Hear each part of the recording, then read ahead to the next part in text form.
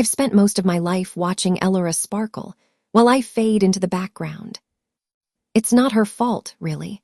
She was just born with that something special, the kind of beauty that makes people stop mid-conversation, the kind of charm that pulls everyone closer without her even trying. Me, I'm just Margot, average, plain, forgettable. Tonight, the bar is alive with music and laughter. The Rusty Lantern is the heart of our small town, where stories are told, rumors spread, and everyone knows your business before you even sit down. The smell of warm food and spilled beer clings to the air as I sit on a cracked leather barstool, trying to ignore the laughter bubbling from the corner booth where Ellora sits with Ethan. My chest tightens as I watch them together. Ethan looks at her the way people look at the stars, like she's the only thing in the universe worth seeing. Ellora leans in, whispering something to him, and he laughs. That laugh, it burns through me. Why her? Why always her? Ethan used to look at me that way, or at least, I thought he did. Before Ellora stepped into the room, before she became the sun, and I was just a shadow standing too close. Ellora's golden hair catches the dim lights, shimmering like a halo. She's the kind of person who doesn't have to try to be noticed. It just happens. I take another sip of my drink, hoping the dull warmth will quiet the storm building in my chest. It doesn't. Ethan glances my way. Margot, he says softly, his voice cutting through the noise. You okay? You've been quiet all night. I paste on a smile. Yeah, just tired. He studies me for a moment, his brow furrowing in concern. That look, the way his eyes soften, does dangerous things to me. Ellora doesn't notice. She never notices. She's too busy laughing with her friends, drawing people in like moths to a flame. Do you want some water? Ethan asks, his voice gentle. I shake my head. I'm fine. But I'm not fine, not at all. When Ellora's phone buzzes, she excuses herself, sliding out of the booth and heading toward the door to take the call outside. Her laughter fades behind her as the door swings shut. Now it's just Ethan and me. The noise of the bar fades into the background, and for a moment, it feels like the entire world has narrowed to this space between us. You seem upset tonight, Ethan says quietly, leaning closer so only I can hear him. I look up at him. His eyes, warm, worried, make my heart stutter. I'm not upset, I whisper. I'm just tired of feeling invisible. His expression shifts. Something unspoken flickers between us, dangerous and fragile. You're not invisible, Margot, he says, his voice low and earnest. My breath catches. For one moment, one impossible, reckless moment, I let myself believe him. When I reached for his hands, he did pull away. He should, I know he should, but I want this. My fingers curl around his, and before he can think, before he can stop it, I leaned in. I said, I have a masterpiece. He replied, what is that? My hand slips into my pocket, fingers brushing against the small white tablet I'd been carrying around for days. I didn't plan to use it. Not really. It was just there. A wild, reckless thought I'd been too ashamed to admit even to myself. But tonight, my jealousy is boiling over, sharp and hot. I'm tired of being invisible. I'm tired of losing to Ellora. I'm tired of never being chosen. Ethan turns toward me, offering a kind smile. And in that moment, I know what I'm about to do. I force a shaky smile. I brought something for nights like this. It helps me relax. You should try it. It's harmless, just makes you feel warm, a little floaty. He hesitates. Margot, I don't usually. It's nothing bad, I interrupt quickly, my voice trembling. Just trust me. The words feel heavy on my tongue. Trust me. Because he shouldn't. Ethan studies my face for a moment, then sighs and nods, slipping the tablet into his mouth with a sip of water. I watch him swallow, my heart pounding so hard it feels like it might crack open. It doesn't take long. Within minutes, his shoulders relax, and a dazed, dreamy look crosses his face. Margot, he murmurs, swaying slightly. I feel strange. It's okay, I whisper, guiding him toward the hallway at the back of the bar. Just breathe, you'll be fine. He stumbles, and I steady him, leading him to a small private room used for storage. The lights are dim, the hum of the bar muffled through the walls. "This is crazy," Ethan says, laughing softly, almost like he's in a dream. "Everything feels fuzzy." My throat burns with guilt, but I push it down. "This is our moment," I whisper. "Just be with me, just once." He tried to resist when I draw him closer. He's lost in the haze, pliant and warm, his breath hitching as I press my lips to his. He was partially unconscious. I started with a deep kiss. It's desperate, messy. A collision of jealousy and longing, years of pain boiling over in a single reckless act. There's no beauty in it, no real love, only need and heartbreak tangled together. When it's over, Ethan sits on the edge of an old chair, his head in his hands. His breathing is uneven, like he's struggling to clear his thoughts. "Margot, what did we just do?" His voice is hoarse, filled with confusion and regret. Before I can answer, the door bursts open. "Ethan." Ellora's voice. My entire body freezes. She stands in the doorway, her wide, innocent eyes taking in the scene before her. Ethan, dazed and shirtless, me trembling beside him. I adjusted my dress immediately. For a long, terrible heartbeat, no one moves. "Ellora," I whisper, reaching out. "It's not what you think, please." Her face crumples. "How could you?" "Ellora, listen to me." My voice cracks. "No," she cries, stumbling backward. "Don't come near me." Her sobs echo down the hall as she turns and runs, her golden hair vanishing into the darkness beyond the door. "Ellora!" I scream, my feet moving on instinct, chasing after her. Behind me, Ethan's broken voice trembles. "Margot, what have we done?" But I can't look back. I can't think. All I can do is run after my sister, praying I can somehow fix what I've just shattered, even though a part of me already knows there's no coming back from this. Well, not actually. Of course, I was happy. I had snatched her boyfriend and made her feel what it feels like when someone like me gets ignored and is always invisible to others with no men even looking at me. The night air hit me like a wall of ice as I burst from the bar. My boots slapped against the wet pavement, the neon lights of the rusty lantern fatting behind me. "Ellora," I screamed, my throat raw. "Ellora." The empty streets stretched ahead. The wind carried the faint scent of the ocean and damp earth, sharp and bracing. I didn't pause to think. My legs carried me forward, one step, then another, each heartbeat hammering like a drum. Ellora had always hated the woods at night. She'd never venture in alone, and yet, tonight she had. What a fool she should have returned home. Branches scratched at my arms, the shadows twisting under the moonlight. I stumbled over roots, my jeans scraping against rough bark, leaves tangling in my hair. My breath came in ragged bursts, and my chest ached like it would split open. Somewhere ahead, I heard a faint sound, twigs snapping. Quick, uneven steps. "Ellora," my voice cracked, trembling. "Please just talk to me." The rustling grew closer, faster, almost like someone was running. My stomach twisted into knots. My hands shook as I pushed through the underbrush, branches scratching my face and arms. Then I saw them. 5 young boys, barely out of high school, standing in a semicircle in a small clearing. Their laughter was harsh, cruel. My stomach turned.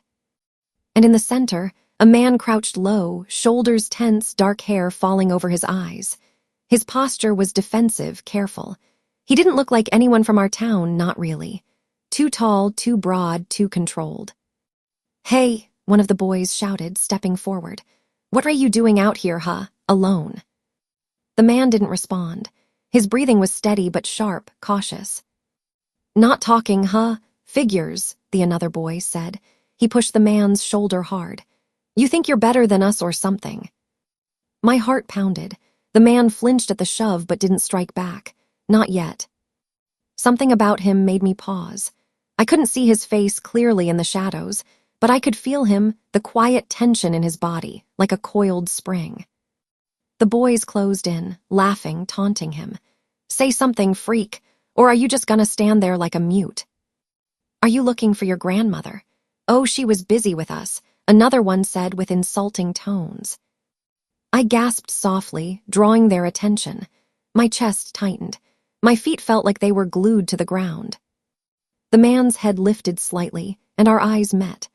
A flash of amber in his eyes, too sharp, too alive, sent a shiver down my spine. And then he moved. It wasn't human movement, not entirely. The man's body arched, stretching in a way that made my stomach drop. I blinked, unable to breathe properly. His shirt began to tear along the seams, and a low, deep growl rolled from his chest. My hands flew to my mouth to stifle a scream. The boys froze, unsure of what they were seeing. Branches snapped beneath their feet as they stumbled backward, pale faces twisted in fear. "What the?" one of them yelped. The man's transformation continued. Muscles bulged unnaturally. Dark fur sprouted along his arms and back. His hands curled into claws that gleamed faintly in the moonlight. He didn't attack, not yet. He just loomed, powerful and wild, showing the boys the impossible strength they couldn't comprehend. "Run!" one of them finally screamed, and they bolted, crashing through the underbrush in panicked flight. I remained frozen, my body trembling. The man's eyes shifted toward me, glowing, intense, fierce. His presence alone made my heart stutter. I stumbled backward over a root, falling hard into the damp leaves. The moment his glowing eyes locked onto mine, my entire body froze. A scream ripped through me before I even realized I'd made it. The sound of my own panic echoed in the trees, bouncing off the trunks and scattering into the night. My legs pumped frantically, and I stumbled over roots, twisting my ankle slightly, but I couldn't stop. I had to get away. I had to get back to Ellora, had to fix this, had to somehow make sense of the chaos I'd caused. The forest blurred around me. Leaves slapped against my cheeks, branches clawed at my hair. My lungs burned. My throat was raw. My heart was hammering so fast I thought it might shatter my ribcage. I risked a glance over my shoulder. He was running too, but something was wrong. His shape, it was bigger, darker, more monstrous than human. His muscles rippled under thick black fur, his claws slicing through the underbrush with terrifying precision. I was terrified. "Run for your life first." I stumbled again and fell forward, scraping my palms against the wet earth. Pain shot up my arms, but I scrambled to my feet. "Stop!" I screamed, desperation spilling out. He didn't slow down. He tilted his head as if curious, amused even by my terror. I ran faster, branches slapping against my face, leaves sticking to my sweat-soaked hair.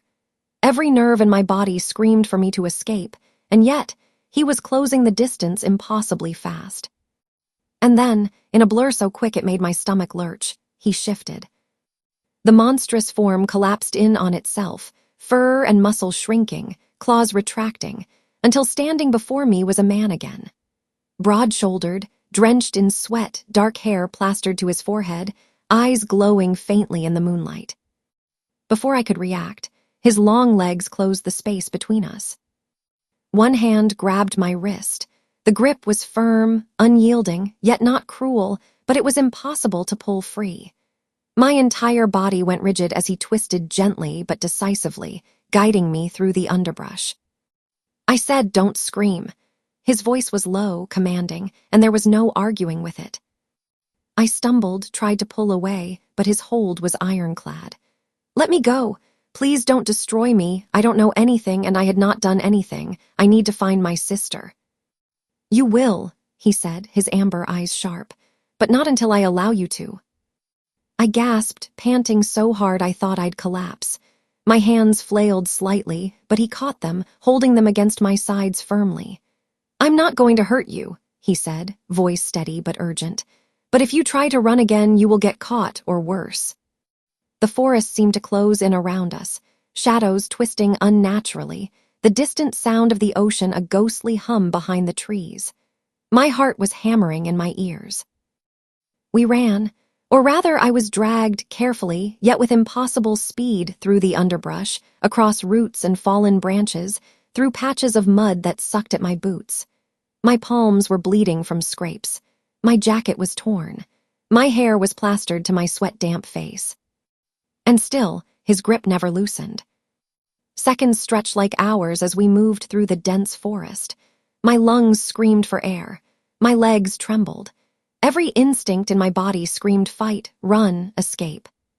But the moment I tried, he tightened his hold and glanced at me, eyes blazing, almost warning me. Not cruel, just aware of my panic and determined to keep me alive. Finally, after what felt like an eternity, we broke through a thick stand of trees into a small clearing.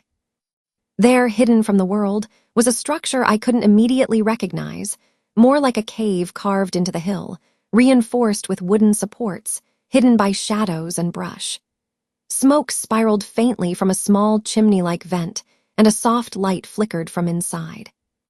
"This is where we will talk," he said, finally letting go of my wrist enough for me to catch my breath, though not entirely.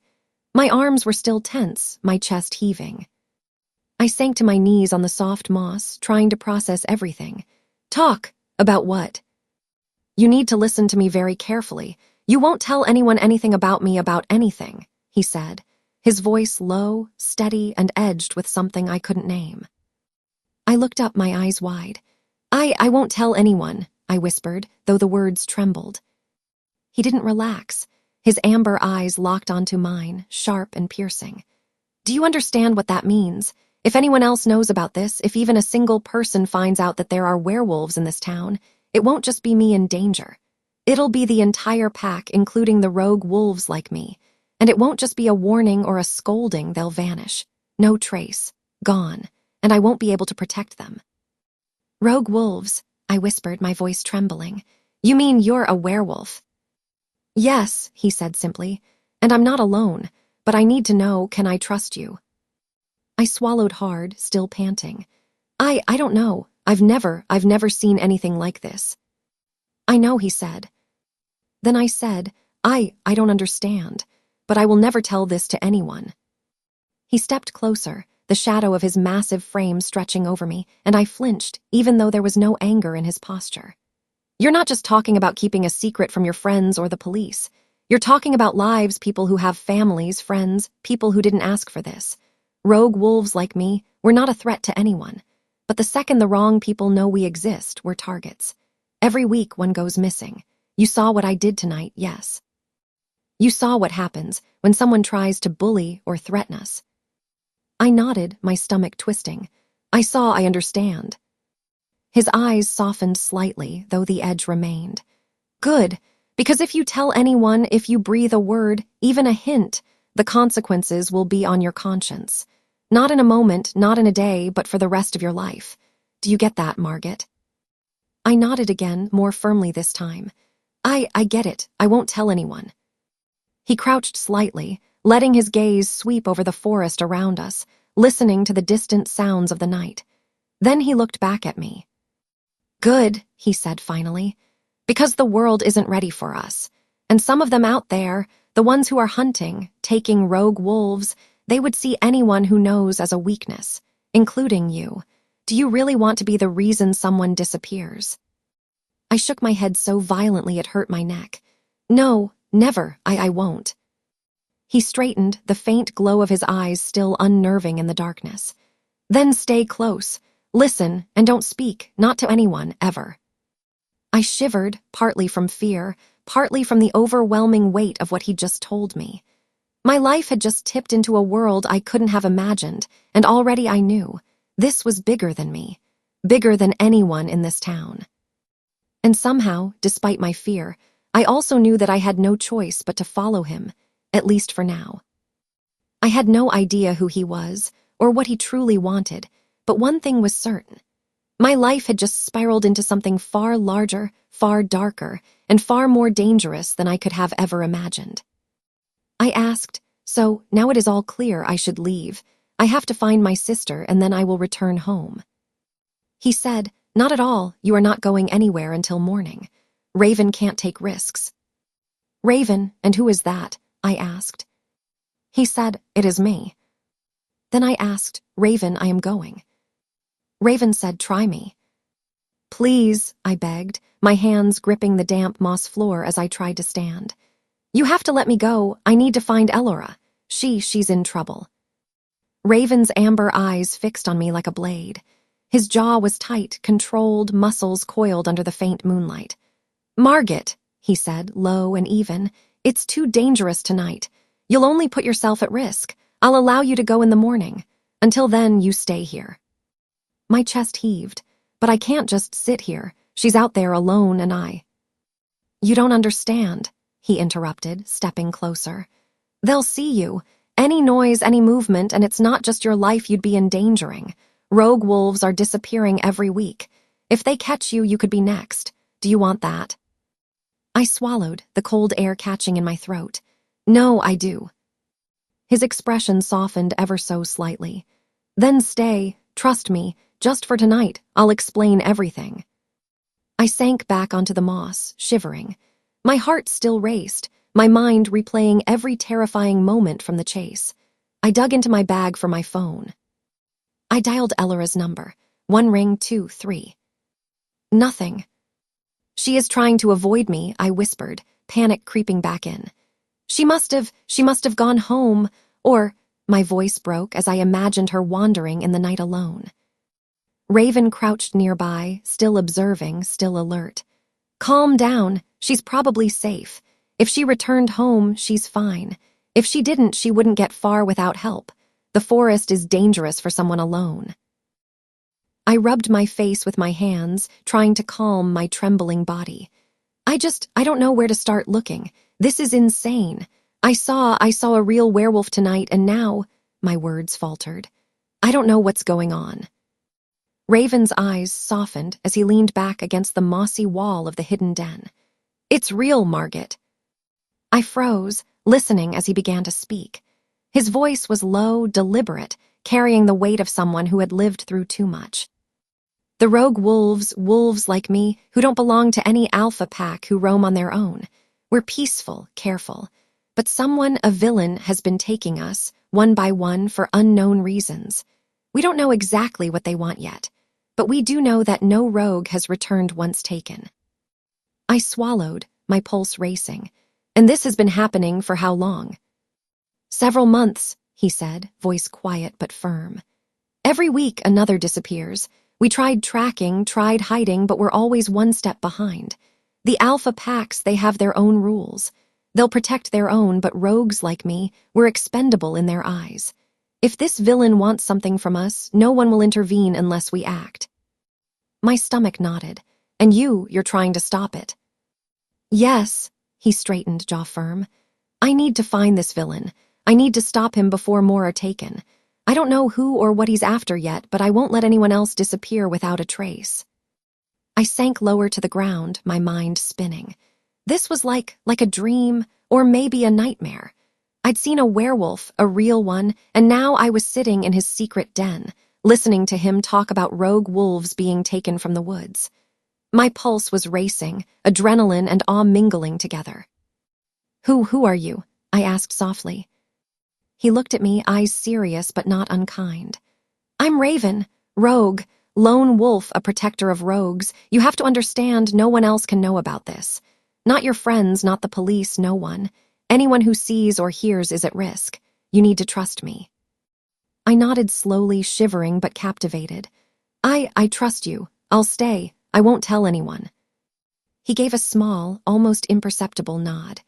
Good. For now, rest. In the morning, I'll let you return home. The night stretched on. I watched the shadows dance along the den walls, listening to Raven explain everything about rogue wolves. The disappearances, the hidden society, the danger lurking in the town, and the unknown villain taking them. Every word painted a picture I couldn't unsee. My imagination whirled, part fear, part fascination, part disbelief. By the time the first rays of sunlight filtered through the trees, my exhaustion was overwhelming. My muscles ached from tension, my mind buzzed with every detail Raven had shared, and my heart still raced from last night's chaos. Raven finally spoke. You can go home now. Stay safe. Keep quiet.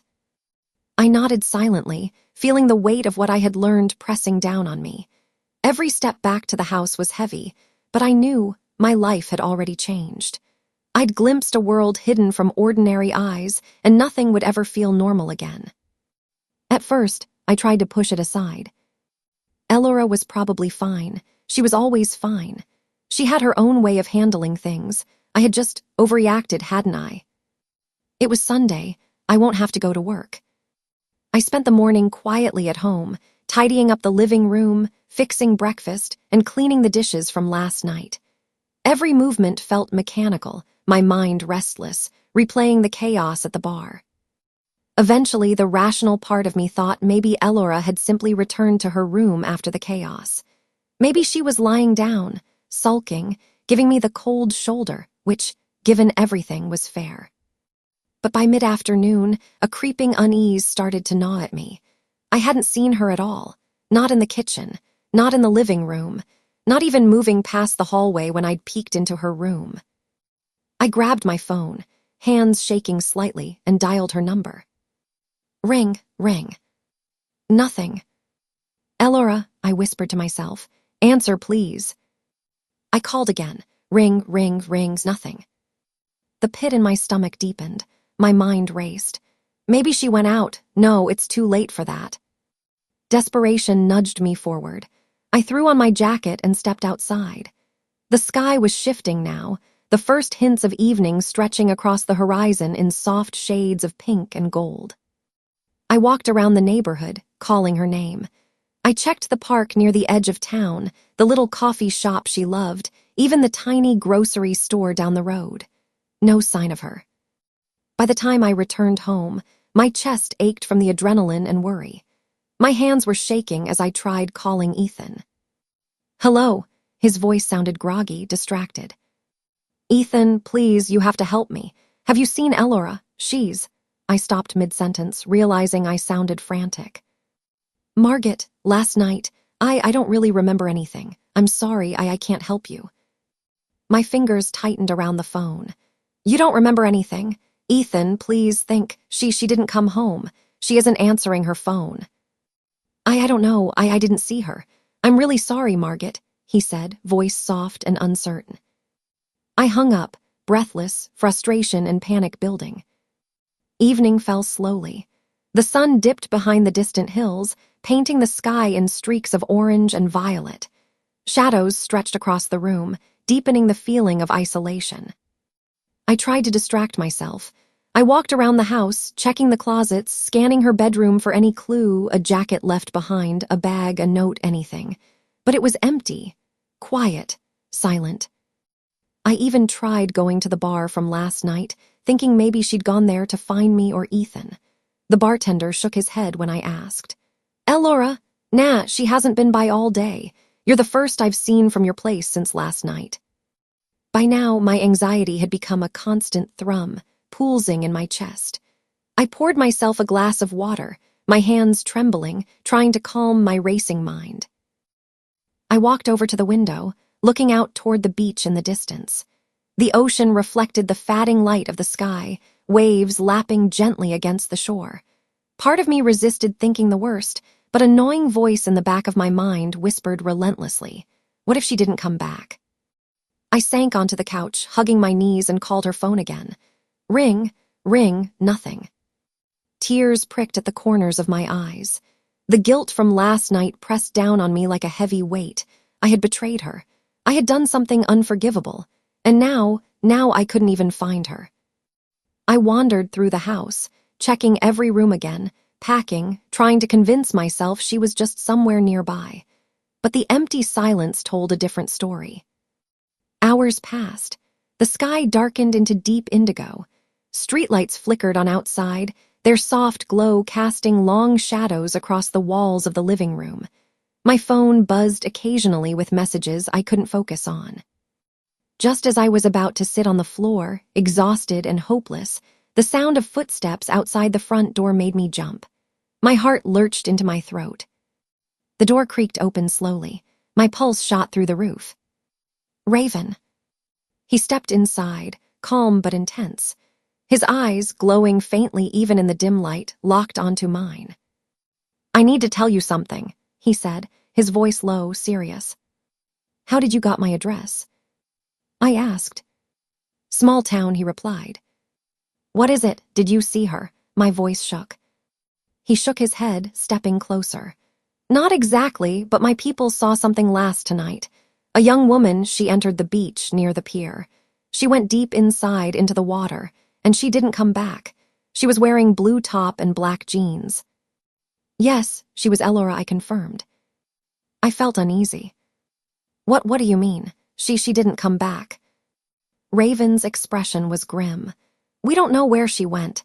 She went into the beach, and then she went deep inside water, then she just vanished into the night, into the ocean. No one could find her. She's missing. My mind spun. Waves, night, the forest, last night's betrayal, my chest tightened. Ellora, my sister, gone. I felt like the floor had dropped out beneath me. Everything I had taken for granted about the night, about my mistakes, about Ellora's safety, suddenly came crashing down. Raven's amber eyes searched mine. I had sent few rogues to find her. I will inform. I sank into the couch, trembling. My hands shook uncontrollably. She could be gone forever. Raven didn't answer immediately. He crouched beside me, calm and controlled. We'll find her. I clutched my knees, rocking slightly. Every thought of last night, every regret, every betrayal, all of it slammed into me at once. The night refused to end. It was endless. Even after Raven left, his words clung to me like a heavy fog. A young woman went into the water and didn't come back. I wanted to see her, to hear her voice telling me she was safe, angry at me, sure, but safe. Instead, there was nothing, just an emptiness that gnawed at my chest. At some point, I must have dozed off because the sudden sound of birds outside startled me awake. My neck ached from sleeping upright, and my mouth felt dry. The sun had barely risen, painting the world in a dull gray light. I forced myself to stand, stretching stiff limbs, and glanced toward Ellora's room. The bed was untouched, the blanket neatly folded at the edge like she hadn't even been there last night. That's when the guilt returned, sharp and cutting. The memory of Ethan's confused voice, of Ellora's stricken expression in the bar, of me standing there with no defense. I clutched my stomach, sick to my core. Ellora, please, don't do anything foolish. By mid-morning, I decided I couldn't just sit around anymore. I checked the pier near the beach first, the same area Raven's people had mentioned. The salty breeze tangled my hair as I scanned the sand, searching for, I didn't even know what. The waves crashed rhythmically, their sound almost mocking my desperation. Ellora, I shouted, my voice breaking. Ellora, are you out there? Seagulls scattered in the distance, but no sister appeared. I walked along the shoreline, my boots sinking slightly into the wet sand. That's when something caught my eye, half buried near the edge of the water, glinting faintly in the morning light. I crouched, heart pounding, and brushed the sand away with trembling fingers. It was a silver charm bracelet, Ellora's bracelet. The one she never took off. My breath caught, no. I stared at it like it was a living thing, willing it to tell me where she was, what had happened. My hands shook as I slipped it into my pocket, tears burning the corners of my eyes.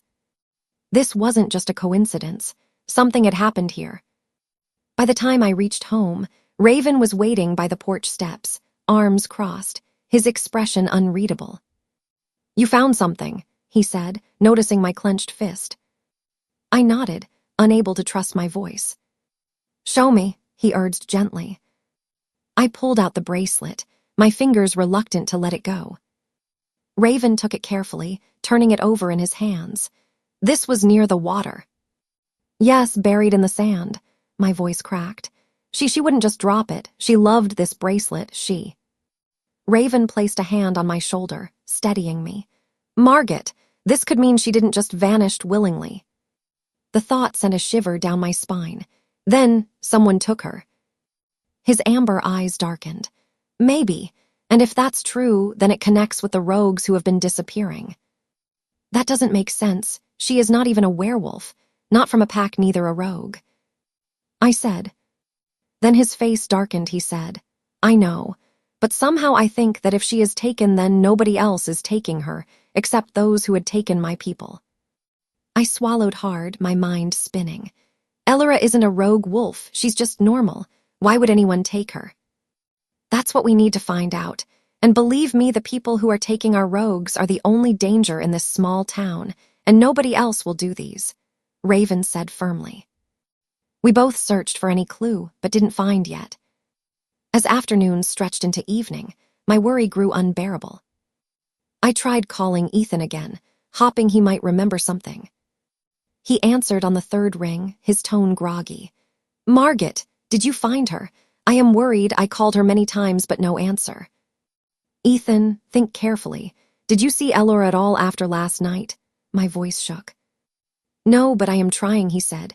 I cut the call. The room fell silent.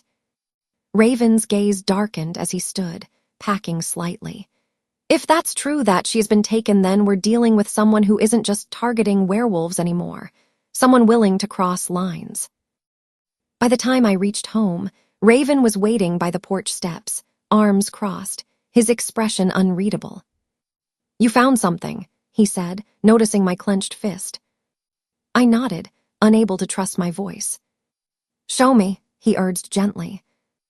I pulled out the bracelet, my fingers reluctant to let it go. Raven took it carefully, turning it over in his hands. This was near the water. Yes, buried in the sand, my voice cracked. She wouldn't just drop it. She loved this bracelet, Raven placed a hand on my shoulder, steadying me. Margot, this could mean she didn't just vanish willingly. The thought sent a shiver down my spine. Then, someone took her. His amber eyes darkened. Maybe, and if that's true, then it connects with the rogues who have been disappearing. That doesn't make sense. She is not even a werewolf, not from a pack, neither a rogue. I said. Then his face darkened, he said. I know, but somehow I think that if she is taken, then nobody else is taking her, except those who had taken my people. I swallowed hard, my mind spinning. Ellora isn't a rogue wolf, she's just normal. Why would anyone take her?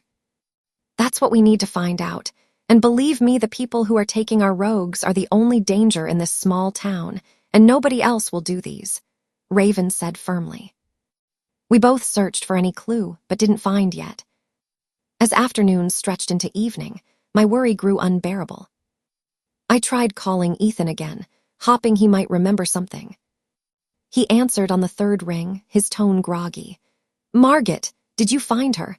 I am worried. I called her many times, but no answer. Ethan, think carefully. Did you see Ellora at all after last night? My voice shook. No, but I am trying, he said. I cut the call. The room fell silent. Raven's gaze darkened as he stood, packing slightly. If that's true that she has been taken, then we're dealing with someone who isn't just targeting werewolves anymore. Someone willing to cross lines. Raven said, I'm going to make a rough map. See you in a few minutes. About what? I asked, but he left before he could hear me. I kept replaying Raven's words. They saw a young woman go into the water, and she didn't come back. The house felt like a ghost of itself, silent, hollow, too big without Ellora's warm energy filling it. My throat ached from calling her name over and over, and my chest was tight with a heavy mix of guilt and fear. When a knock came at the door, sharp and deliberate, I jumped so hard my mug of coffee nearly toppled from the table. Raven stood there, framed by the gray morning light. His dark hair was messy, his jaw tense, and his golden eyes held a grim determination that sent a chill down my spine. In his hand, he held a roughly sketched map drawn on crumpled paper. Let's go, he said, his voice low but urgent. We don't have time to waste. I swallowed, pulling my cardigan tighter around me. Where are we going? Raven stepped inside, spreading the map out across the kitchen table. These are the last locations where rogue wolves were seen before they disappeared. He traced a line with his finger, the nail rough and slightly claw-like even in human form. See these marks? They form a trail. It's not random, it's deliberate. Whoever's behind this is moving in a pattern, pulling rogues deeper into the woods. The markings looked almost like a hunting route, closing in on a central point. And you think Ellora, my voice faltered. I couldn't finish the sentence. Raven's gaze softened slightly but didn't waver. If she's involved, we'll find her, but we have to move fast. There's a new disappearance every week, sometimes too. Whatever's happening, it's accelerating. My heart thudded painfully in my chest. Let's go. We left through the back door, moving quickly down the narrow dirt path that led out of town. The further we went, the more the small town sounds, cars, chatter, clinking coffee cups, faded into nothingness. The forest swallowed us whole. Raven moved ahead with a silent, predatory grace, his every step precise and measured. I stumbled after him, my boots crunching noisily over fallen leaves. Then I saw it, the first sign. "Raven," I whispered, pointing to a tree trunk. Deep gouges marred the bark, 4 parallel lines that cut straight through the wood. He crouched to inspect them, nostrils flaring slightly. Claw marks, fresh. A rogue passed through here, but not by choice. The words didn't settle easy in my heart. We followed the trail, and soon other signs appeared. A patch of disturbed earth, as though something heavy had been dragged. Faint, rusty stains on rocks that looked horribly like dried blood. My breath came faster. Oh my God. Raven's jaw tightened. They're taking them alive. He didn't have to explain what they meant. Whoever was doing this wasn't just hunting wolves. They were capturing them for some reason. After what felt like hours, though it couldn't have been more than 30 minutes, we reached a clearing. The ground here was churned up, as though there had been a violent struggle. Raven crouched low, scanning the area like a predator. Then I saw it, the glint of broken metal half buried in the dirt. "What is that?" I asked, kneeling beside him. He brushed away the soil with his hands, revealing shattered links of a heavy chain. The edges were jagged, bent unnaturally. "Restraints," Raven said, his voice tight. "They're capturing rogues here and moving them somewhere else." I swallowed hard, my stomach twisting. Something pale caught my eye near a fallen log. I reached for it with trembling fingers and pulled it free. It was a piece of fabric, torn, dirty, and smelling faintly of smoke. Recognition hit me like a punch. This belongs to Kellen," Raven said softly, his golden eyes darkening. "He was a rogue, went missing 2 weeks ago." Before I could speak, a sound sliced through the tense silence. A howl. Long, haunting, and close, too close. Raven's entire body went rigid. We're not alone. Branches snapped violently nearby. A massive wolf, its fur matted and streaked with dirt, stumbled into the clearing. Its eyes were wide with terror, its body trembling. "Wait," I breathed. "It's hurt." Before I could move, figures emerged from the shadows. Dark, fast-moving shapes, their faces hidden beneath masks. They moved with military precision, surrounding the terrified wolf. "No," Raven roared, shifting mid-leap. His body contorted, bones cracking, fur sprouting in a violent burst of motion. In seconds, he stood on 4 massive legs, snarling with teeth bared. "Margot, hide." His voice was guttural, barely human, but I understood. Raven howls, probably calling other rogues, and yes, few rogues came and joined Raven. I dove behind a fallen tree, heart hammering so loud I thought it would give me away. Through the tangle of branches, I saw chaos unfold, Raven tearing into the attackers, claws flashing, while the terrified rogue tried to limp away. Then, through the trees, I caught a glimpse of something that made my blood run cold. A figure standing just beyond the battle. Not a wolf, not a masked soldier. A man. His white lab coat stood stark against the dark woods. A doctor. Even from a distance, I could see the glint of glasses, the precision of his movements as he gestured sharply to the masked men. "No," I whispered, my body trembling. This wasn't just random violence. This was organized, calculated. I ran, branches whipping against my face, lungs burning with every frantic breath. Behind me, the sounds of battle roared, snarls, shouts, the crack of bone against metal. My foot caught on something hard, and I nearly fell. I looked down and saw a strange device half hidden under the leaves. It looked like a dart launcher, sleek, mechanical, terrifyingly advanced. I grabbed it, shoving it into my jacket. Evidence, proof. I forced myself onward, but then movement caught my eye. Through the trees, the doctor was retreating, his white coat a ghostly blur. Instinct screamed at me to follow, and I did, ducking low, silent, careful. But just as I was closing in, he vanished. 1 second he was there, and the next, nothing. My breath came in ragged gasps as I scanned the area. That's when I noticed something odd at the base of a large boulder. The earth there wasn't natural. It had been disturbed recently, smoothed over like someone was hiding something beneath. A tunnel, a hidden entrance, or something like that for sure. I crouched, reaching out to brush the dirt away, but a deafening snarl behind me made me jerk back. "Margot," Raven's voice thundered. I turned to see him staggering toward me, his fur streaked with blood and dirt. The masked figures were gone, so was the terrified rogue.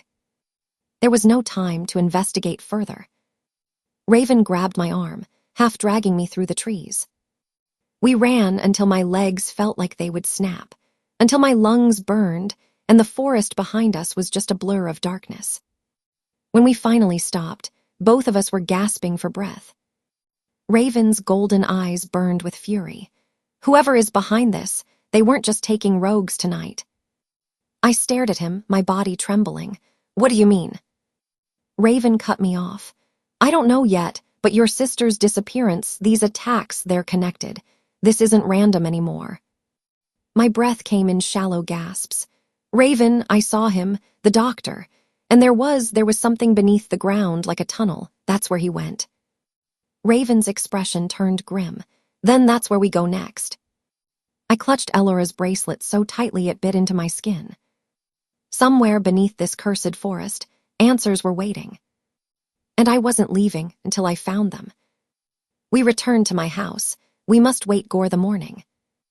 Raven was there for me until early morning. At some point I was lost in Raven's company, forgetting everything bad which was happening. I felt like this man, Raven, can be a good option for me. I was just thinking, but then my mind sent me waves of missing rogues and my Ellora. He'd been packing my kitchen since dawn, agitated and restless, his movements sharp and deliberate like a caged predator. His golden eyes burned with intensity as he went over the map again, explaining where he'd be meeting his rogue contacts and what leads he hoped to follow. "I need you to stay here, Margot." His voice was firm, almost alpha-like, though he wasn't one. "It's safer this way. Whoever we faced last night, they know your face now. I can't risk them spotting you again." I nodded, though my heart squeezed painfully. "I understand, just be careful."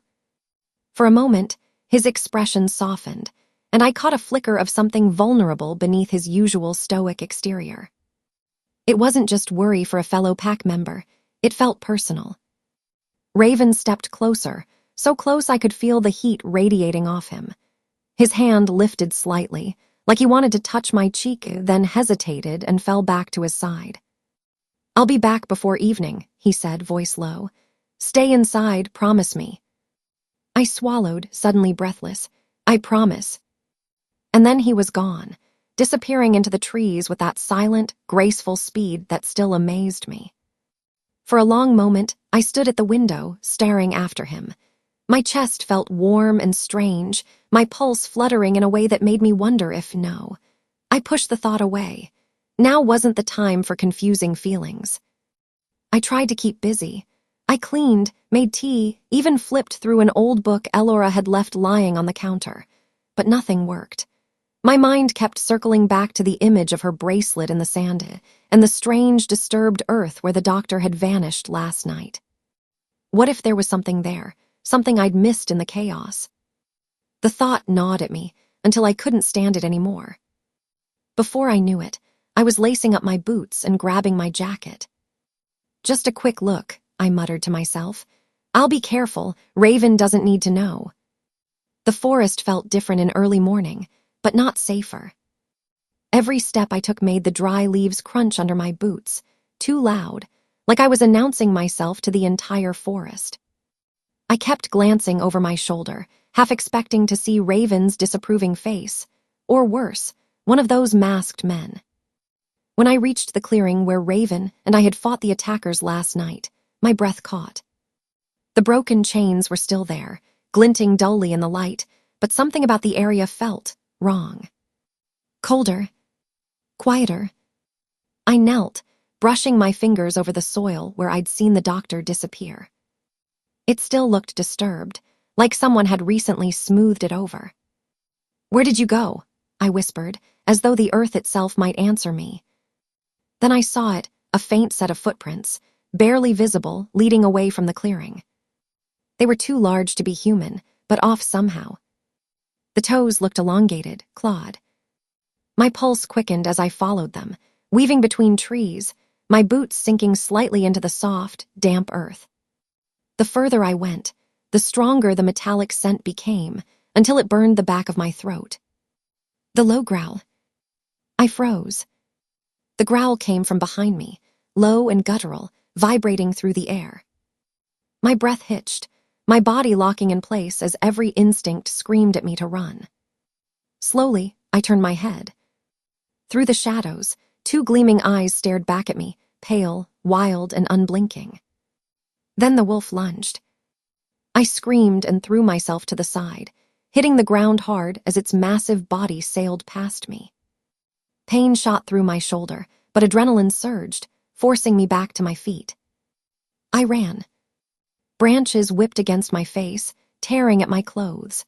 My breaths came in ragged gasps as I stumbled over roots and rocks, barely keeping my balance. The wolf's snarls echoed behind me, closer and closer. I didn't dare look back. I could hear it, the rhythmic pounding of its paws, the snap of branches as it barreled through the underbrush. "Help," I screamed, my voice hoarse. "Somebody, please." But deep in these woods, there was no one to hear me. The wolf lunged again, its claws grazing my back as I ducked beneath a fallen log. I scrambled forward, heart hammering so hard it felt like it might burst. Ahead, I saw a rocky incline, steep but climbable. If I could just reach the top, maybe I could get out of its reach. I clawed my way upward, hands slipping on the moss-covered stones. My lungs burned, my legs screamed in protest. The wolf was right behind me, snarling, its hot breath brushing my ankle. A blur of movement exploded from the left. Another wolf, larger and more powerful, slammed into my attacker mid-leap. The sound of impact was deafening, a crack of bodies colliding, snarls and yelps echoing through the trees. I tumbled to the ground, rolling onto my back just in time to see the new wolf shift mid-motion. Bones cracked, fur receded, and in seconds a man stood where the wolf had been.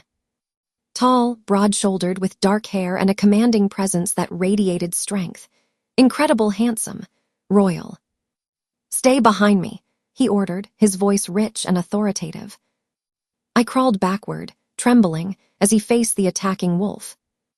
Their fight was swift and brutal, a flurry of snarls, claws, and teeth. The alpha moved with effortless power, each strike precise and overwhelming. Finally, the attacking wolf let out a pained yelp and bolted into the trees, disappearing as quickly as it had appeared. The man turned to me, breathing heavily but composed. His eyes were a deep, stormy gray, sharp and intense. "Are you hurt?" he asked, his tone softer now, concerned. I shook my head, though my entire body trembled. I don't think so." He crouched beside me, his movements slow and deliberate, like he didn't want to startle me. "I'm Harris," he said, offering his hand. "Alpha of this territory." I stared at him, stunned. You saved me." His lips curved into a small, warm smile. "And I'll keep saving you if I have to. These woods can be dangerous, especially now with so many rogues disappearing." I hesitated, then placed my hand in his. His grip was strong but gentle as he helped me to my feet. The moment lingered, his gaze holding mine just a little too long. "Who are you?" he asked softly, like it mattered deeply. "Margot," I whispered. "Well, Margot," Harris said, his tone like velvet, "I need you to know something. Raven is reckless. He means well, but he can't protect you from what's coming. I can. My heart stuttered. Raven been helping me, I'm sure he has, Harris interrupted smoothly, brushing dirt from my sleeve in a strangely intimate gesture. But there are forces at play here even he doesn't understand. You need someone with authority, someone who can keep you truly safe. Raven is a good man for sure, but now we need everyone. I didn't know what to say. Raven had risked everything for me, but Harris's timing, his warmth, his strength, it was hard to ignore. As if sensing my hesitation, Harris gently lifted my hand and pressed a soft, respectful kiss to the back of it. A royal gesture. My breath caught. I'll be in touch, he said quietly. We'll talk more about the missing rogues soon. As I stumbled back toward my house, my head swirled with confusion. Harris's words lingered, planting seeds of doubt I didn't want to acknowledge. When I reached my porch, my phone buzzed. It was Raven, his voice urgent. Margot, meet me outside your house now. I froze, heart pounding. The moment Harris faded into the trees replayed in my mind, like a secret I wasn't ready to confess. Tonight, 2 wolves had fought for me. The porch light buzzed faintly above me as I stumbled up the front steps, my heart still pounding from everything that had just happened in the woods. Harris's touch still lingered on my skin, the gentle, royal kiss he'd placed on the back of my hand, but I shoved the memory aside as I spotted a tall figure standing in the shadows near the railing. Raven. He wasn't just standing there, though. He was packing, his body taut like a coiled spring, shoulders squared and tense. The instant his sharp, golden eyes landed on me, he stopped moving and stepped forward so quickly I gasped. Margot, he said, his voice rough, urgent. Where have you been? I told you to stay inside. I opened my mouth, but the words caught in my throat.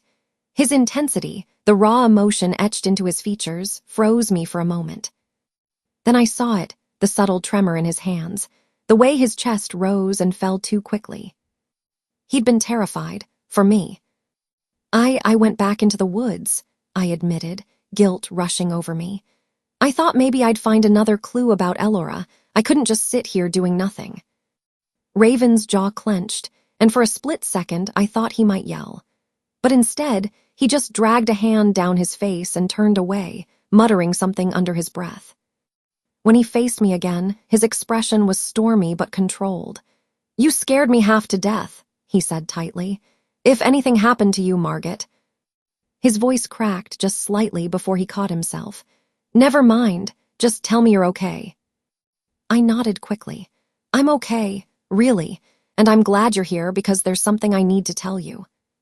His brows furrowed. What? Before I could answer, Raven stepped closer, his eyes blazing with determination. No, wait, I need to tell you first. My people, they've been scouting the outskirts all day, and they found something huge. He leaned in, his voice dropping to an intense whisper. That doctor you saw last night, the one who vanished into the ground, he's the one behind all of this. My stomach dropped. Even though I'd suspected it, hearing Raven confirm it made the danger feel horribly real. You're sure? Raven nodded grimly. Positive, the wolves who went missing. He's been taking them, Margot, experimenting on them, doing things that... His voice faltered, and for a moment I saw raw pain in his eyes. Things no wolf should ever have to endure. My heart clenched. I reached out, touching his arm gently. Raven. He swallowed hard, then pressed on. My people tracked his scent to a hidden entrance on the far side of the forest. They didn't go in, it's too heavily guarded, but we know where he's keeping the rogues now. If we move fast, we can rescue them before he hurts anyone else. I let out a shaky breath. Ellora, I whispered, hope and fear colliding in my chest. If he's behind this, maybe she's there too. Raven nodded. That's why we need to go, tonight. There's something else you should know, I said, my voice hesitant. Raven's eyes narrowed. What? I hesitated, then blurted it out. When I was in the woods, I was attacked by a wolf, a huge one. I thought I was done for, but... I paused, the memory of Harris's dramatic entrance flashing vividly in my mind. But Alpha Harris showed up. He saved me, Raven. For a moment, silence hung between us. Raven's face was unreadable, his golden eyes flickering like candlelight. Then, slowly, his jaw tightened, and a shadow of something dark crossed his expression. "He saved you," Raven repeated, his tone low and clipped. "Yes," I said carefully. "He fought off the wolf, and he was kind to me afterward. He said he's worried about the missing rogues, too." Raven let out a short, humorless laugh. "Of course he did." The bitterness in his voice startled me. "Raven, what's that supposed to mean?" "It means," he growled, stepping closer, "that Harris likes to play the hero when it suits him. He shows up at just the right moment, says the right things, makes himself look like the savior of us all." I blinked. "Are you saying you don't trust him?" Raven's hands clenched into fists at his sides. His voice dropped, softer now, but laced with frustration. "I don't like the way he looks at you, Margot, and I don't like the way you talk about him." Heat rose in my cheeks. "Raven, this isn't about me or Harris. It's about Ellora and the missing rogues and stopping that doctor before he hurts anyone else." Raven exhaled sharply, like he was forcing himself to calm down. "You're right," he said finally, though the tension in his posture didn't ease. "We'll need Harris and his forces to storm that place. If the entrance is as heavily guarded as my scouts say, we can't do this alone." I took out my phone with trembling hands. "I'll call him." Raven's jaw tightened again, but he didn't protest as I dialed Harris's number. The Alpha answered on the first ring, his deep, steady voice filling my ear. "Margot, are you safe?" "Yes," I said quickly. "But we found the doctor's location. Raven's people tracked him to a hidden entrance. We need your help." There was a brief pause, then Harris said, "I'll gather my warriors. Stay where you are. We move together." When I hung up, Raven's gaze burned into me. "What did he say?" "He's coming," I replied, "with reinforcements." Raven's nostrils flared, and for a moment, jealousy sparked openly in his eyes. "Of course he is." I didn't respond. There wasn't time for this, not now. Night had fully fallen by the time Harris arrived. The sound of paws pounding the earth reached us first.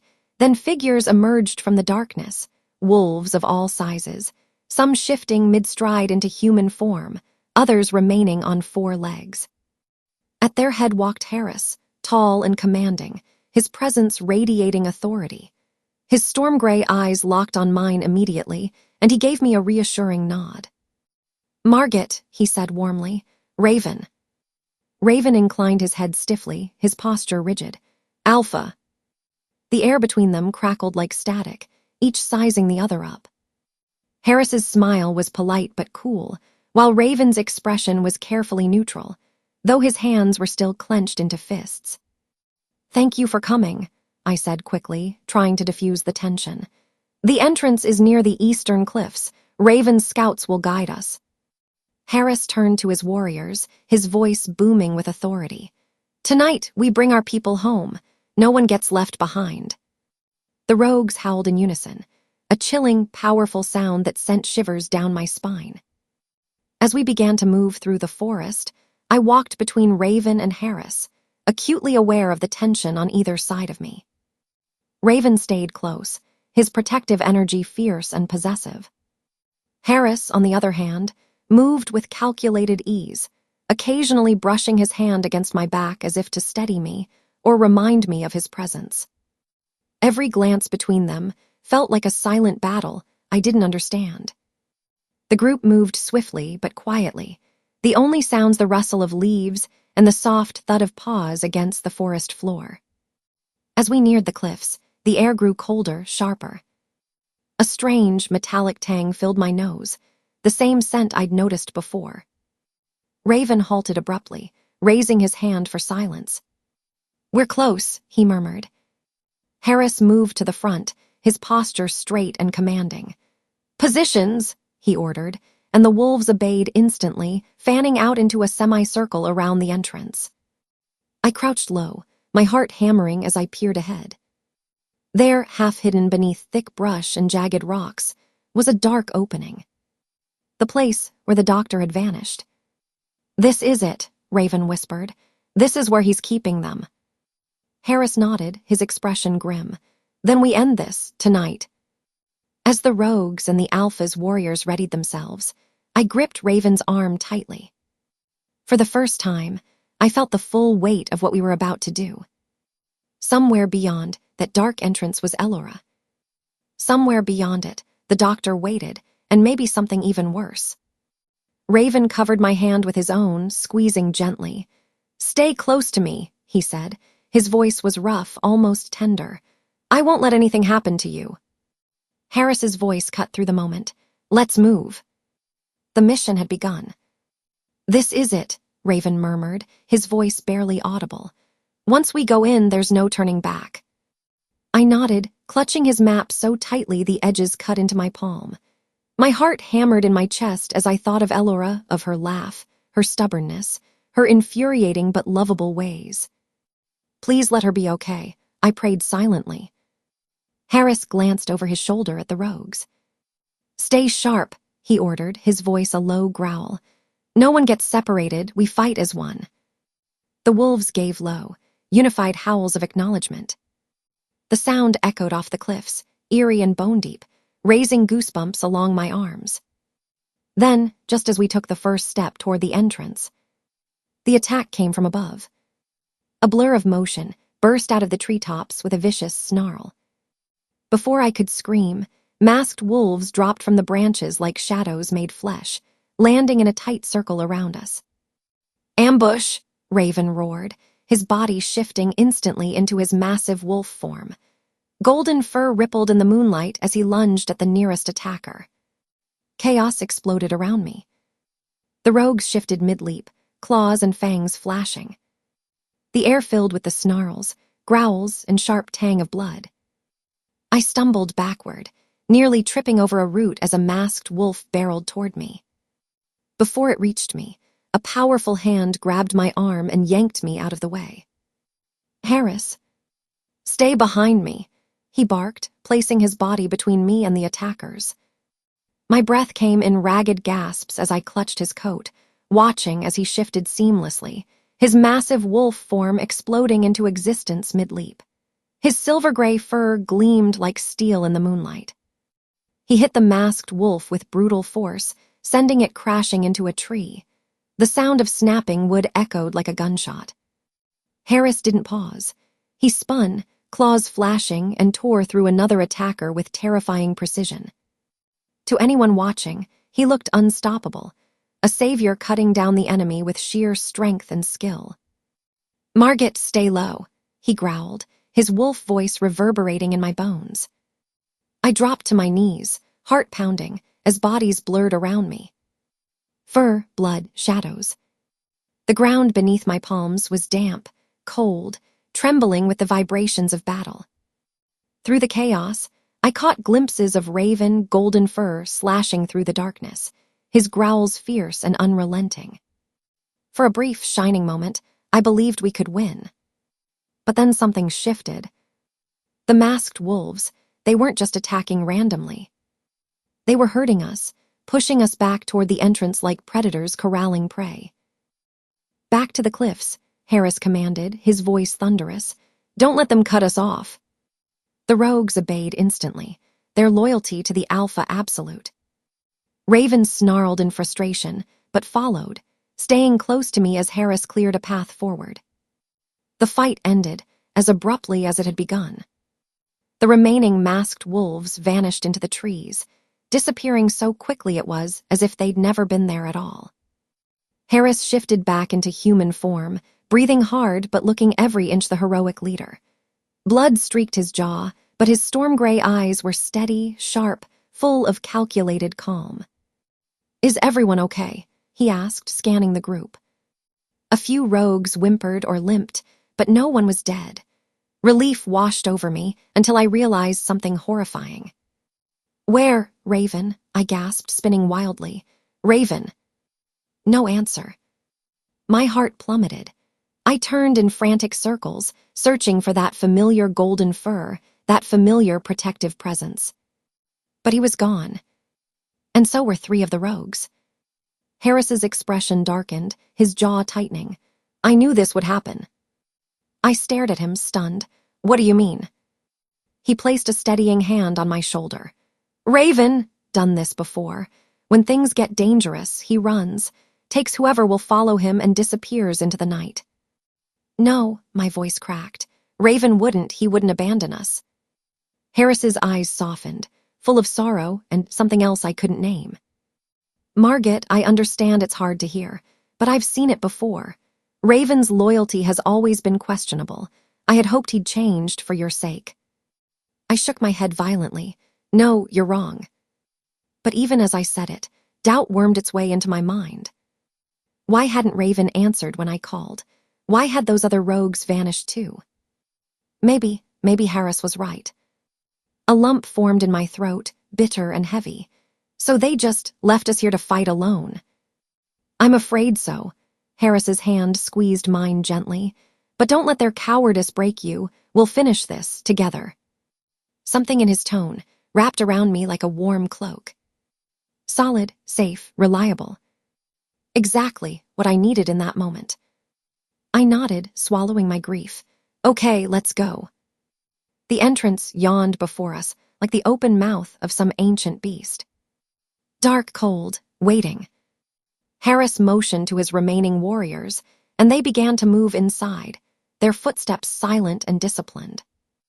I followed close behind, my breath catching as we descended deeper into the earth. The tunnel walls were rough and damp, lit only by the faint glow of Harris's torch. Somewhere ahead, I heard the soft drip of water. And beneath that, something worse, a low, rhythmic hum almost mechanical. Like machines. Like a hospital. The deeper we went, the more oppressive the darkness became, pressing in on all sides. My heart beat louder and louder until it was the only thing I could hear. Finally, the tunnel widened into a cavern-like chamber.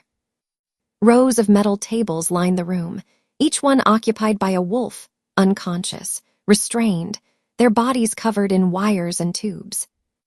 Oh my God, I whispered, my hand flying to my mouth.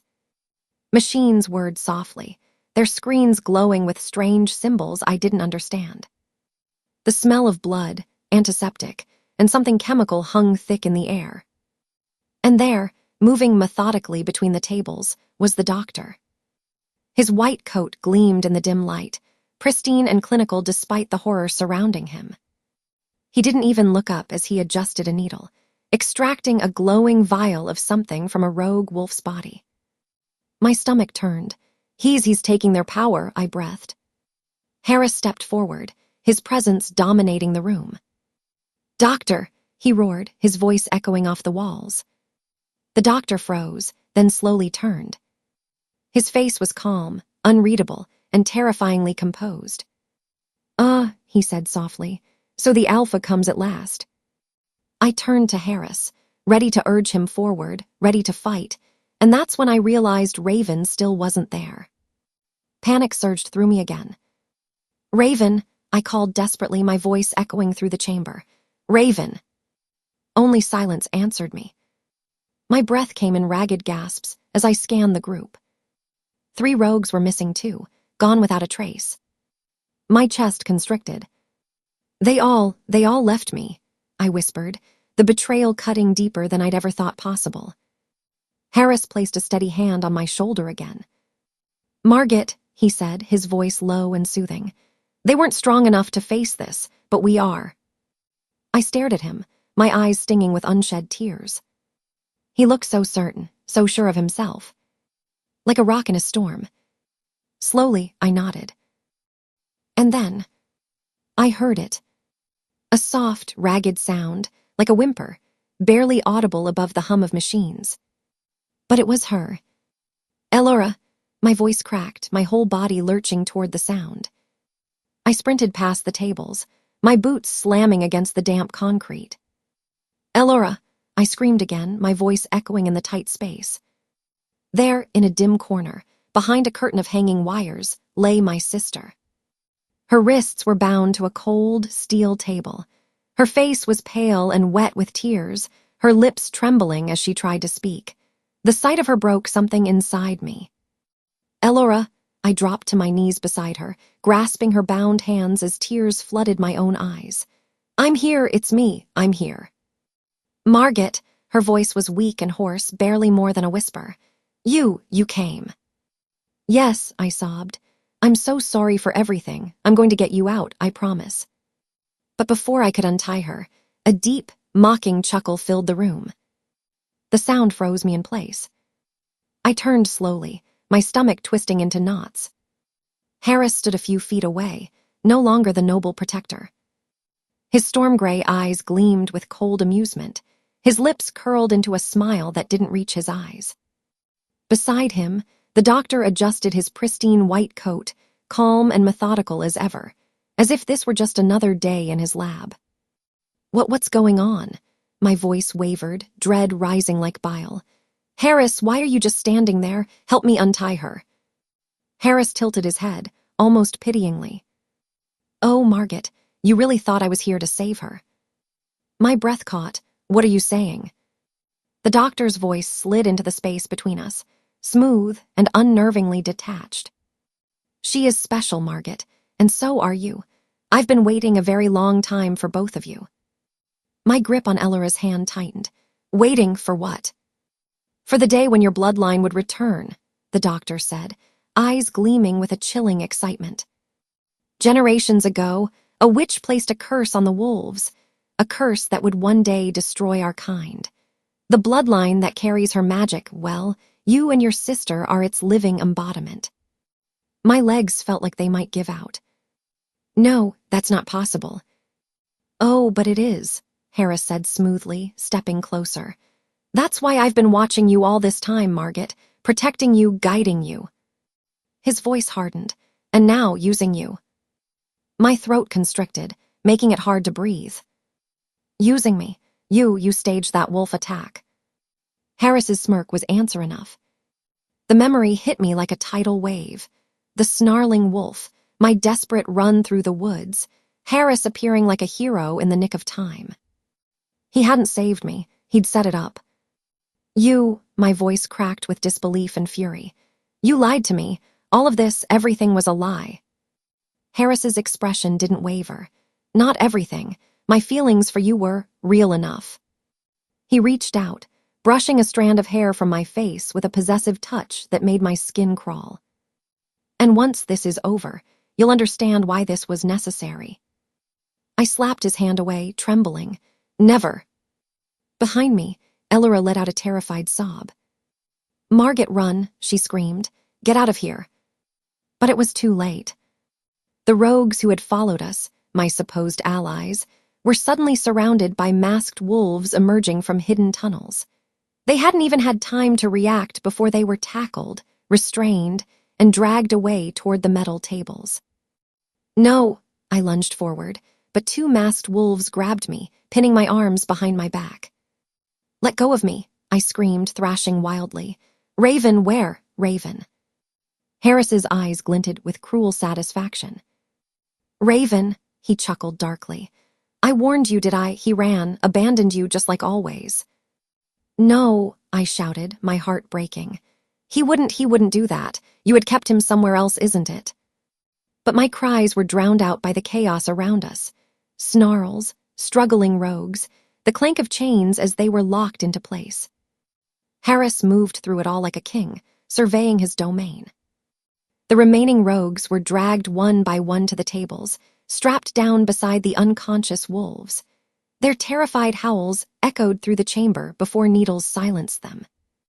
I was shoved roughly toward the back, where a single table stood apart from the others.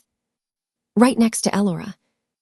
No, I screamed again, kicking and fighting with everything I had. But the wolves were too strong. They forced me down, cold metal biting into my skin as thick straps locked around my wrists and ankles. Ellora's hand strained toward mine, but she was just out of reach. Margot, she cried, tears streaming down her face. I'm sorry, No, Ellora, don't. My own tears blurred my vision. We'll get out of this, I swear. Harris stood over us now, his shadow stretching across our bodies. You won't, he said simply, his voice like a death sentence. The doctor stepped forward, his movements precise and almost reverent. "This is the moment I've been waiting for," he murmured. "With both of you here, I can finally complete my work. The curse will be harnessed and destroyed." I shook my head violently. "You can't do this, please." The doctor ignored me, his eyes glittering with scientific obsession. "You see, Margot, you were never meant to save anyone. You were meant to end them." Harris placed a firm hand on my shoulder, leaning down so close I could feel his breath against my ear. "And that, my dear, is exactly what you're going to do." My body went cold, terror surging through me like ice water. Ellora screamed my name, the sound ripping through the room like a blade. And then darkness swallowed everything. Darkness wrapped around me. My body felt weightless, like I was falling endlessly into a void. Then a whisper. Soft at first, barely distinguishable from the hum of the machines in the real world. "Margot." The voice was ancient, echoing, full of both sorrow and fury. It was Ellora's voice, nor raven. It was something otherworldly. Suddenly, a pale light bloomed before me, revealing the figure of a woman cloaked in tattered black robes. Her eyes burned like twin embers, and her long, tangled hair shimmered silver in the dim glow. I knew, without needing to be told, who she was. "You," my voice trembled. "You're the witch." The woman's lips curved into a tragic, bitter smile. "Once I was a mother," she said, her voice reverberating like the wind through hollow bones. "My daughter was innocent. She was taken from me by the greed of wolves. Their alpha stole her life, and in my rage, I swore vengeance upon their bloodline." Her eyes locked on mine, and suddenly the space around us shifted. I saw flashes, wolves tearing through a village, a young girl's scream cut short, and a grieving woman kneeling in the ashes. Then, the image of an alpha, Harris's ancestor, drenched in blood and glory. The witch's voice broke with fury. "That night, I cast a curse so deep it would echo through generations. Only my bloodline could end theirs." Her hand rose, skeletal fingers pointing directly at me. "You, Margot, are the last of my line, the only one who can destroy Harris." My heart pounded so hard, I thought it would shatter. I don't know how." "There is a way," the witch said, stepping closer.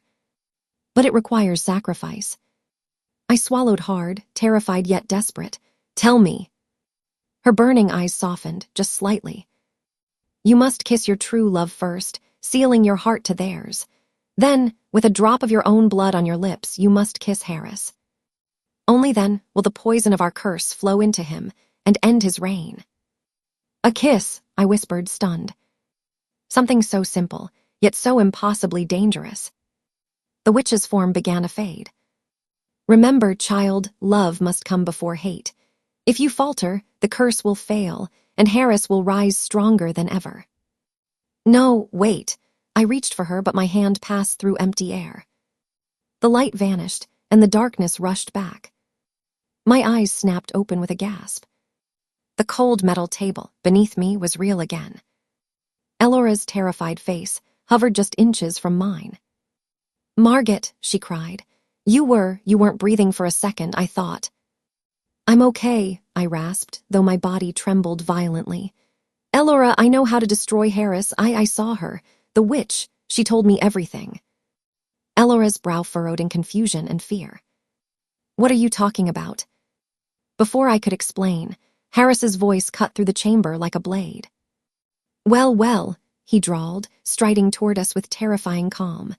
"Our little heroine is awake." His storm-gray eyes gleamed with satisfaction.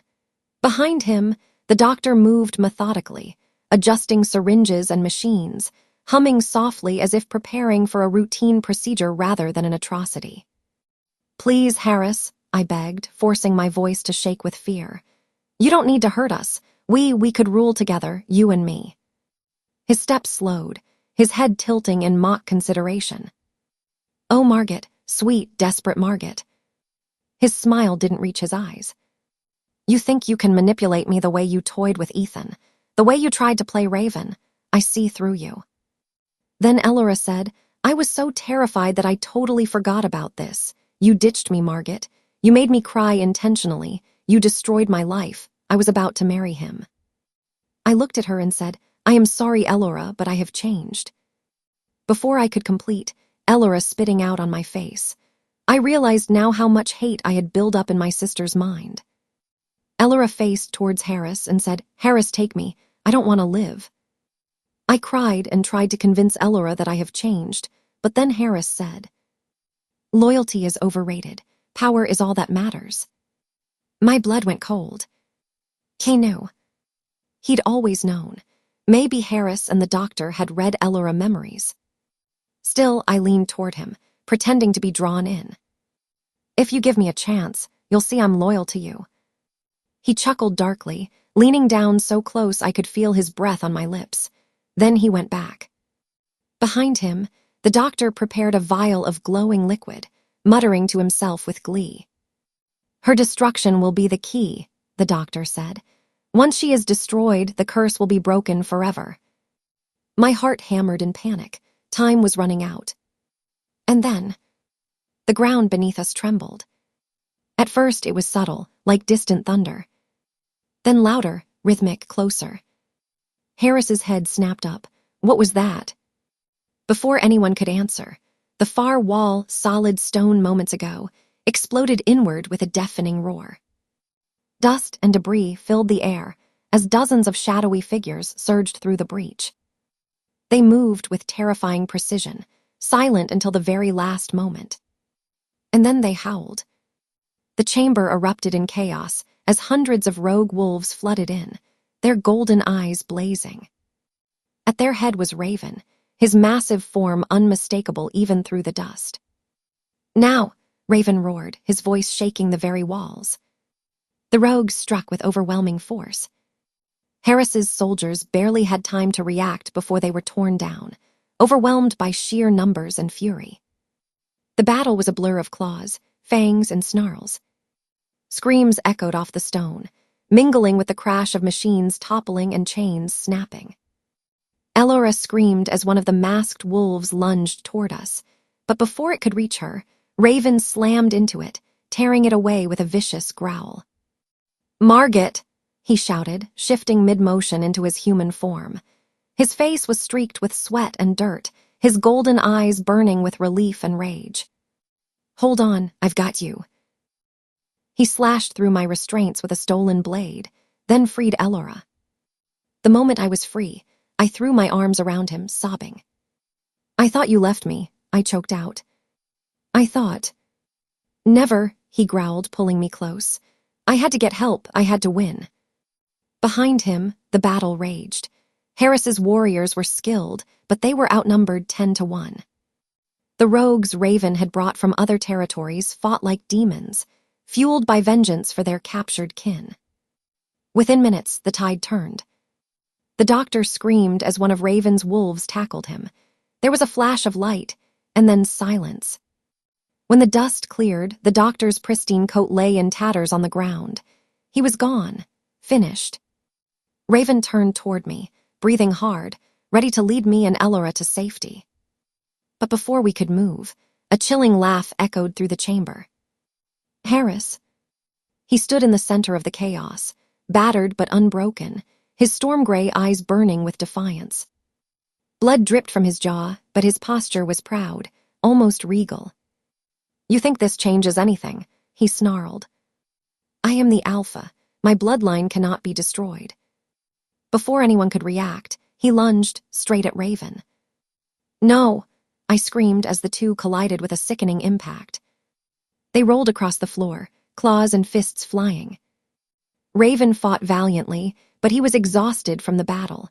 Harris's strength was monstrous, almost supernatural. Finally, Harris slammed Raven into the ground, pinning him by the throat. You've always been beneath me, Harris hissed, and now you'll stay there. Raven, I cried, running toward them. But before Harris could deliver the final blow, the other rogues surged forward, tackling him in a coordinated wave. Dozens of wolves piled onto him, dragging him back, their snarls filling the air. For a moment, it looked like they might succeed. Harris fell to one knee, then to both, buried beneath the weight of their combined strength.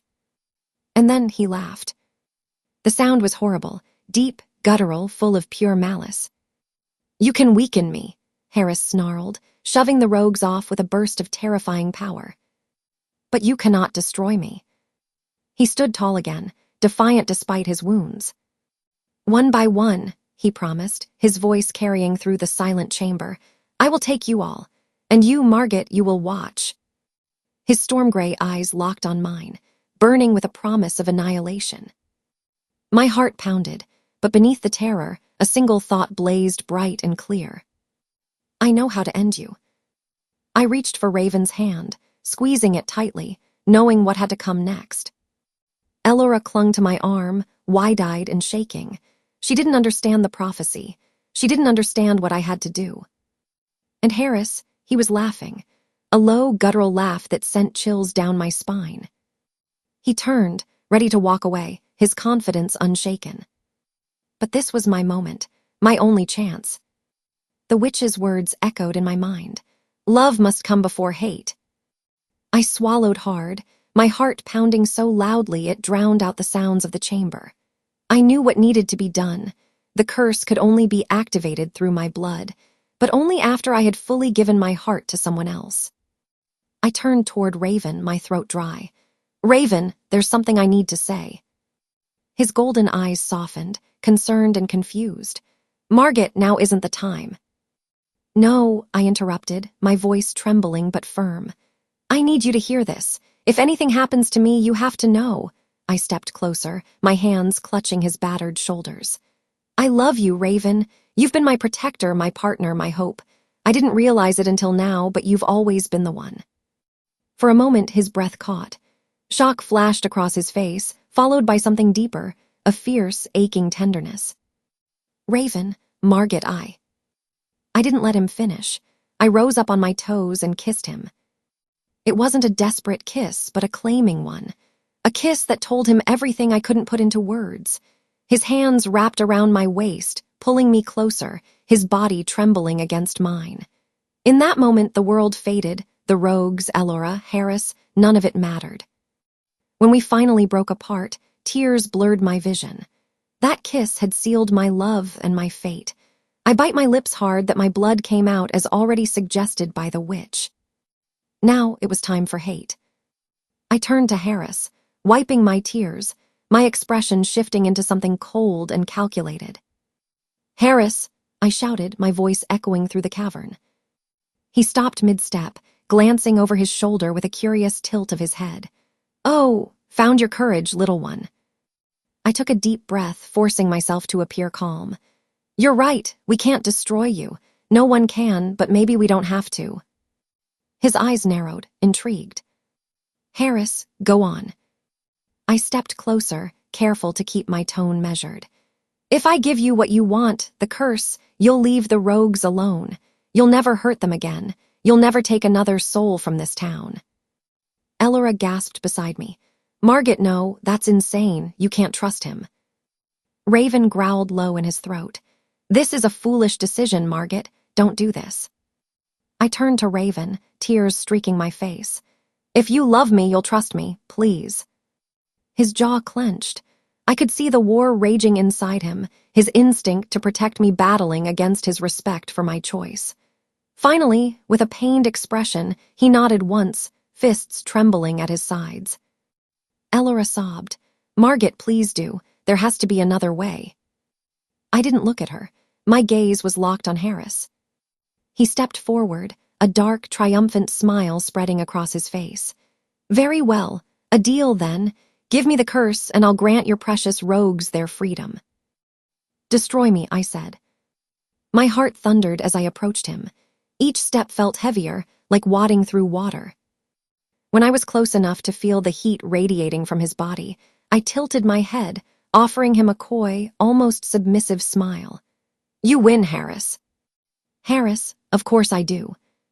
He leaned in, smug, certain of his victory. And that was when I struck.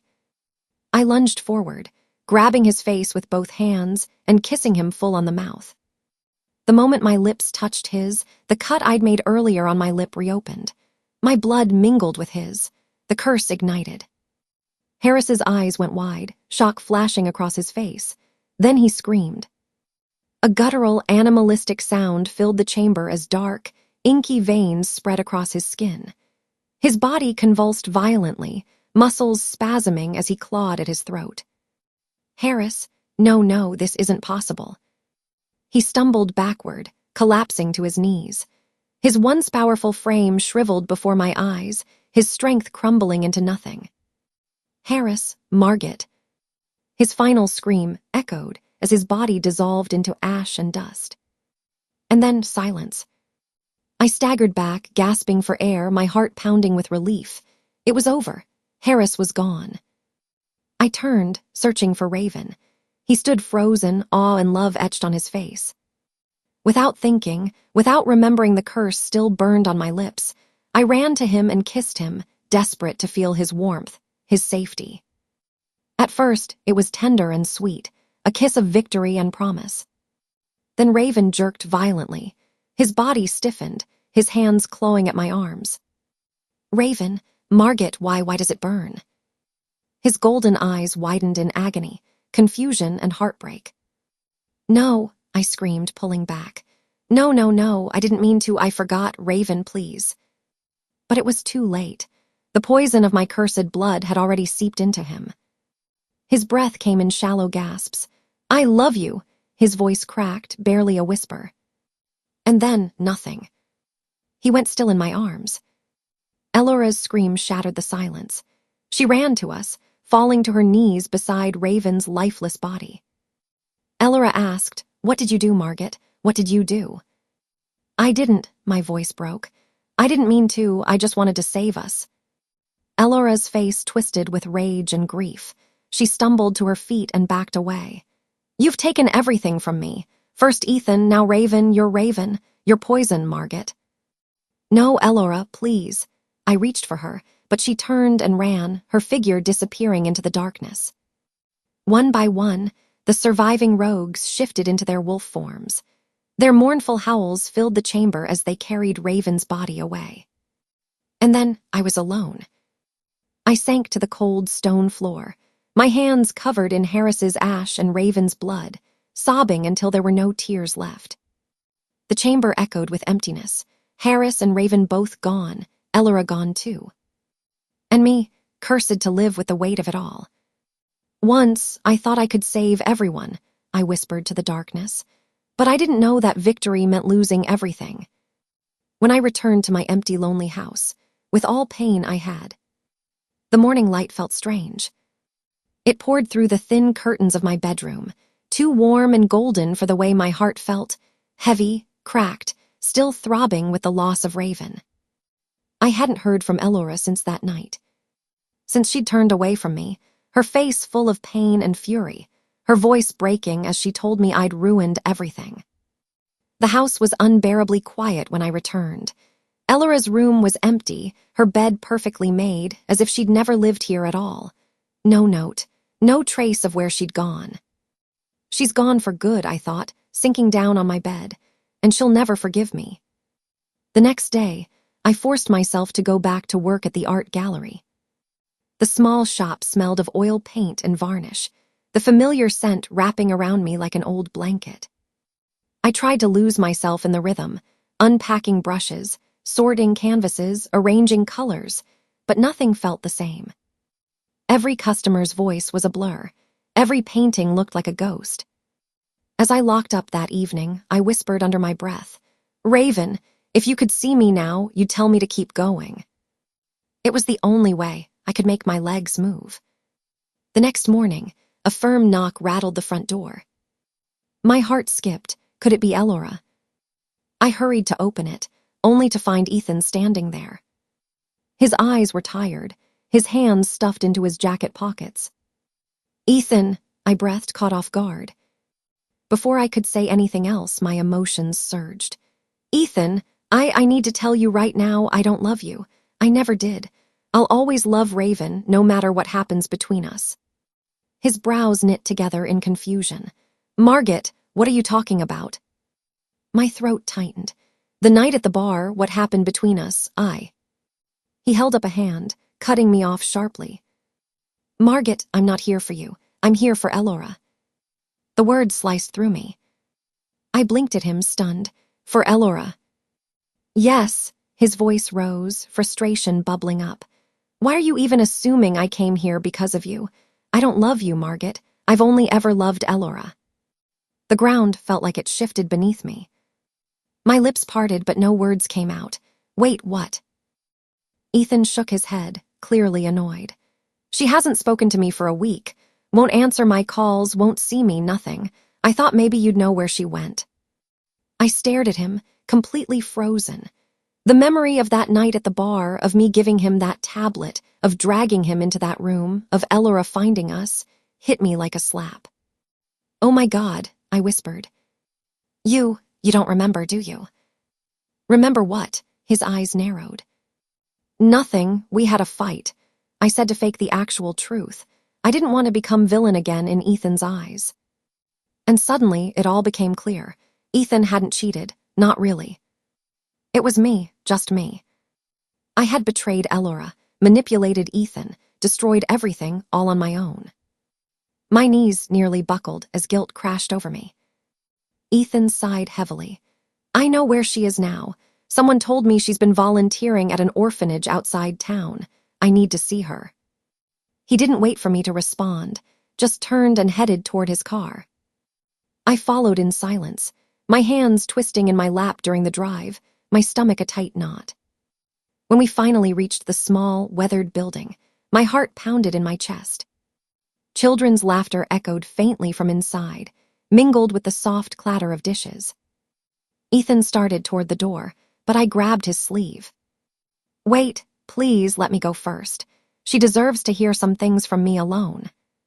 He hesitated, then nodded reluctantly. Fine, but don't take too long. Inside, the scent of soup and soap filled the air. I found Ellora in a back room, kneeling beside a little girl as she tied the child's shoelaces. For a moment, I couldn't speak. She looked so calm, so pure, as if she belonged here, surrounded by innocence and laughter. Ellora, I finally managed, my voice breaking. She froze. Slowly, she turned her head toward me. Her expression was readable, her eyes cool and distant. Hate. What are you doing here? She asked flatly. I swallowed hard. I came to explain, to tell you the truth about that night, about Ethan. Her jaw tightened. There's nothing you could say that I want to hear. Please, my voice cracked. Just listen. I stepped closer, trembling. It was Ethan, it was me. I gave him something, a tablet. It made him weak, confused. He didn't know what he was doing. It was all me, Ellora. She flinched, a flicker of shock crossing her face. I continued, tears streaming down my cheeks. I was jealous. So jealous of you, of how everyone always looked at you, loved you, chose you over me. That night, I let that jealousy destroy us. I thought if I could just take something that was yours, maybe I'd stop hurting. Ellora stared at me, her lips trembling. I know, I whispered. I'm worse than you even thought. But Ethan, he never betrayed you. He loves you, Ellora, he always has. I backed away, my shoulders shaking.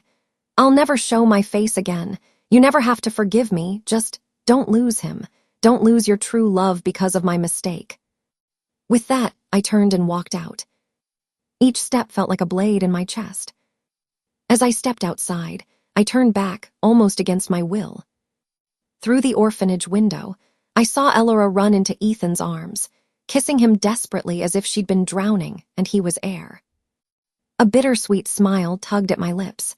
My chest ached, but a small part of me was relieved. At least they had each other.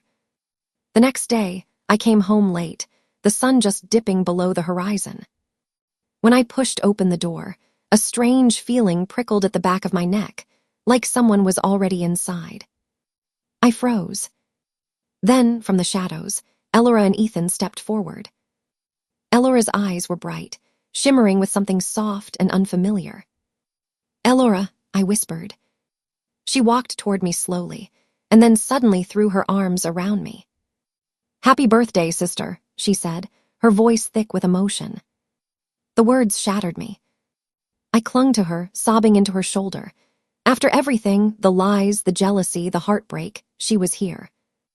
And though I'd lost Raven, though my heart would never fully heal, I had my sister back. At least one piece of my world was whole again. Maybe, I thought, this is what redemption feels like. The three of us stood together in the quiet house, a fragile new beginning glimmering in the darkness.